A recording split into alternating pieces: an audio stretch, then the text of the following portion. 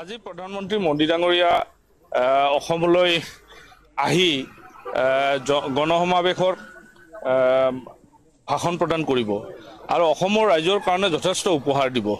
গতিকে আজি এটা খুব শুভ দিন আৰু ভাল দিন যে ৰামলালা প্ৰতিষ্ঠা কৰাৰ পিছত প্ৰথম মোদী ডাঙৰীয়া অসমত প্ৰৱেশ কৰিছে। অসমৰ ভূমিত যোৱাকালি আহি পাইছে আৰু আজি এই বিশাল জনগণৰ সন্মুখত তেখেতে ভাষণ প্ৰদান কৰিব। অসমৰ উন্নয়নৰ বাবে যথেষ্ট সংখ্যক আশাৰ বতৰা লৈ আহিছে।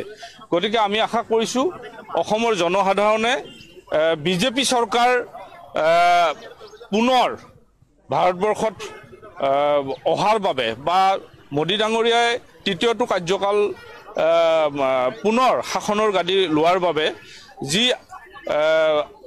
যি বিষয় ইতিমধ্যে সমগ্ৰ ভাৰতবৰ্ষত উত্থাপন হৈছে, এই সকলো কথাৰ কাৰণে অসমৰ পৰাই আমি ক'ব খুজিছোঁ যে নৰেন্দ্ৰ মোদী ডাঙৰীয়াই ভাৰতবৰ্ষক এটা বিশেষ স্থানত প্ৰতিষ্ঠা কৰিলে।